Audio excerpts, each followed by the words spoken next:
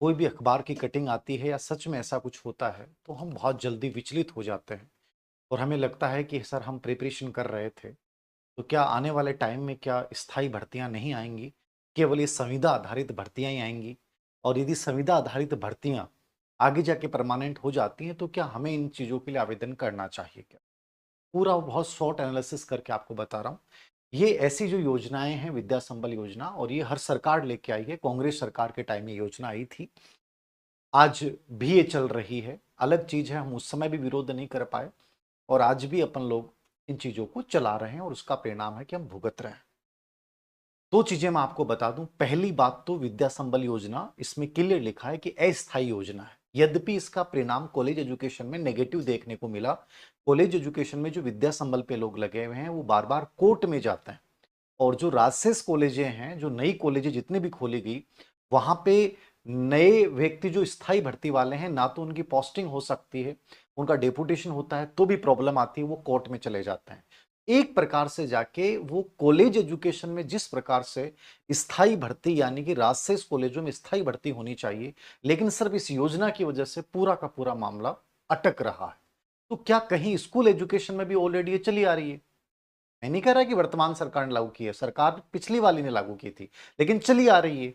और school education में भी बहुत सारे आपके दोस्त, आपके साथी इसमें लगे हुए हैं।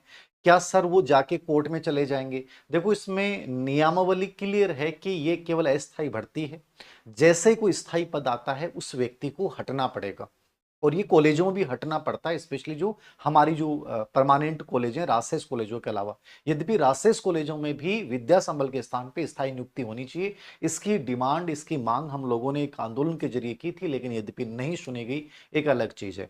अब आपके दिमाग में आ रहा है कि सर ये क्या है, सही है क्या? देखो, सही तो ये है कि फिलहाल इतने सारे पद खाली हैं, इसलिए सरकार ने निर्देश दिया है कि जब तक स्थायी भर्ती नहीं हो तब तक जो है वो इसकी चयन प्रक्रिया शुरू कर दी जाए।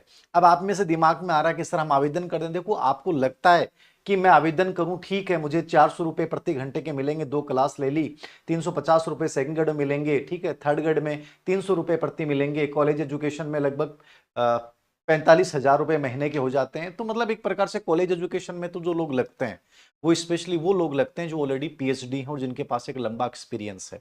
बाकी आप जैसे नए जो बच्चे हैं वो लग ही नहीं पाते हैं, क्योंकि वहाँ ऑलरेडी इतने सीनियर लोग बैठे हैं। तो कॉलेज एजुकेशन में तो बड़ा नाम आना बड़ा मुश्किल है। स्कूल एजुकेशन में आप लग सकते हैं, लेकिन आप यदि इस आधार पे लग रहे हैं कि सर हम परमानेंट हो जाएंगे, कोर्ट में चले जाते रहना, लेकिन इस प्रक्रिया का नियम ये है कि अस्थायी भर्ती है। जैसे ही मान लीजिए अभी स्कूल व्याख्याता सेकंड ग्रेड के रिजल्ट आ रहे हैं, इन बच्चों को जैसे लगाया जाएगा तो जहां वो लगा हुआ उसको हटा दिया जाएगा। तो एक प्रकार से मानसिक प्रताड़ना है, लेकिन जब कुछ भी नहीं होता है तो आप आवेदन कर सकते हैं कुछ समय के लिए। दूसरी बात यह है कि सर ऐसी क्या चीजें सही हैं? कभी सही नहीं हो सकती ऐसी चीजें, कभी सही नहीं हो सकते, क्योंकि ये केवल एक प्रकार से हमने कई सालों में देखा है। पहले लोग लग गए, फिर कोर्ट में चले जाते हैं, प्रक्रिया घिसती रहती है, पिटती रहती है, और इसका नुकसान हमेशा खामियाजा उन बच्चों को भुगतना पड़ता है जो बड़ी ईमानदारी के साथ, जो सरकारी नौकरी की आस में बड़ी मेहनत कर रहे होते हैं, उनकी उम्मीदों पे कहीं ना कहीं पानी फिर जाता है। तो मुझे लगता है कि ऐसी योजनाओं का बहुत अच्छे से विरोध होना चाहिए। ये कदापि शिक्षा के हित में नहीं है। तो क्या सर आने वाले टाइम में वैकेंसी आएंगी कि नहीं आएंगी? वैकेंसियां इनको निकालनी पड़ेंगी, इनकी मजबूरियां हैं। कोई सरकार नहीं चाहेगी कि वैकेंसियां नहीं निकाले। मैं आपको फिर कह रहा था और दोबारा कह रहा हूं, और 100% सत्य है कि 2027 में वैकेंसियां जरूर आएंगी। आप ये सोच रहे हैं कि इस विद्या संबल की इस योजना की वजह से वैकेंसियां अटक जाएंगी, नहीं। को निकालनी पड़ेगी यदि सरकारों को सच में सत्ता में रहना है या आने वाले टाइम में आना है। ऐसा नहीं हो सकता कि ये इनके आधार पे चले जाएंगे। हाँ, यद्यपि मैंने कहा कि विरोध जो है वो ऐसी चीजों का होना चाहिए ताकि सरकारों को पता चले कि सच में ये चीजें गलत हैं, ये ठेका पड़ता है, अनुबंध आधारित पड़ता है, और इसमें जो बच्चे लगते हैं उनको भी कोई फायदा नहीं होता है। वो मेंटली हरेसमेंट होता है, उनको लगता है स्थायी हूं, कल कोई आएगा हट जाऊंगा। तो उस डर के साए में नौकरी करते हैं, आज यहाँ है कल कहाँ है।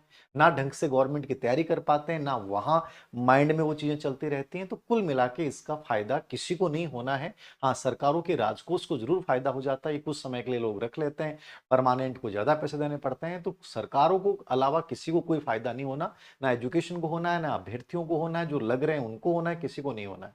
तो मेरे अनुसार से ऐसी चीजें जो है वो गलत हैं। यद्यपि अभी स्टाफिंग पैटर्न नहीं हुआ है, बिना स्टाफिंग पैटर्न के खाली हैं इतने पद। यदि स्टाफिंग पैटर्न के बाद कैलकुलेशन की जाएगी तो आप ये मान के चलना कि जो खाली पद हैं वो लगभग 1 लाख प्लस पद हो जाएंगे। और स्कूल लेक्चर में तो अभी डीपीसी वाली प्रक्रिया, जो वाइस प्रिंसिपल और उनका जो मुद्दा था वो हट गया, उसके बाद और भी एक अच्छी भर्ती देखने को मिलेगी। तो बहुत ज्यादा निराश ना हो इन चीजों को लेकर, यद्यपि इसका विरोध किया जाना चाहिए। धन्यवाद।